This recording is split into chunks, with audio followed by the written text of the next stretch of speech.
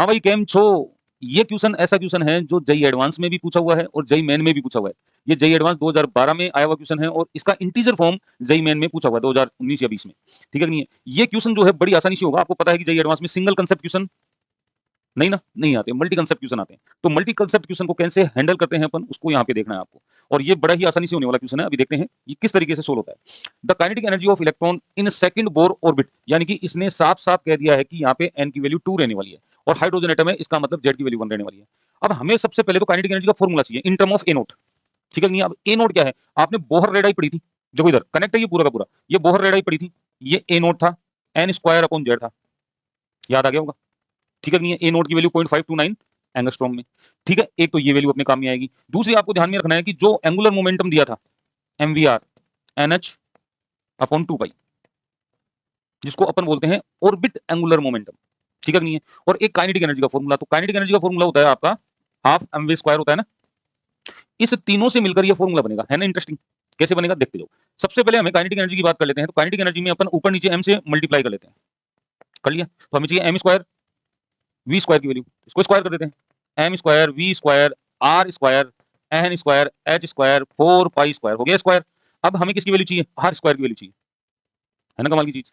करो square, R square A naught square N की power 4 Z की पावर 2, ये हो गया। अब इसकी वैल्यू यहाँ रखें, उससे पहले अपन इसको नीचे लेके चलते हैं। यहाँ पे ले लेते हैं N square H square 4 pi square, हो गया ना ये हुआ। अब यहाँ पे अपन आर स्क्वायर रखेंगे और आर स्क्वायर की वैल्यू यहाँ रखेंगे N square H square 4 pi square, और ये आ जाएगा ए नोट स्क्वायर एन 4 और जेड ऊपर चला जाएगा जेड की पावर 2। एन 4 तो नीचे आ जाएगा, जेड ऊपर चला जाएगा, ए नोट आ गया। अब यहाँ से एम स्क्वायर वी स्क्वायर की वैल्यू अपन यहाँ पुट कर देंगे, काइनेटिक एनर्जी की वैल्यू अपनी बन जाएगी। देखो इधर चेक करो, तो ये आ गया एम स्क्वायर वी स्क्वायर, तो एम स्क्वायर वी स्क्वायर की जगह अपन रख रहे हैं तो एन स्क्वायर आ गया, एच स्क्वायर आ गया और क्या आ गया जेड स्क्वायर आ गया। तीनों जो है ऊपर आ गए हैं ये, और नीचे 2 है 8 हो गया, 2 और 4 8 pi square A naught square M और एन 4, ये अपना फॉर्मूला बन गया भाई। अब इसमें दो वेरिएबल है, दो वेरिएबल। अच्छा ये कटेगा, देखो एन स्क्वायर ये कट गया, कटा नहीं कटा, तो अपने पास यहाँ पे स्क्वायर ही रह गया नीचे। क्या रह गया बेटा? स्क्वायर, ये दिख रहा है ना, क्या रह गया? एन ये हट गया, ये हट गया, यहाँ पे एन स्क्वायर ही रह गया, ये स्क्वायर ही रह गया।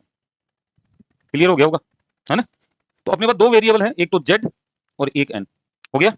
तो अब इसमें आप जब चेक करोगे जेड की वैल्यू 1, तो 1 का स्क्वायर 1, और एन की वैल्यू कितनी है? एन की वैल्यू 2 है, एन की वैल्यू 2 रखो, देखिए कितनी हुई 4, और 8 और 4 कितनी हो गई 32, तो इसका मतलब इसका आंसर आ गया ये वाला,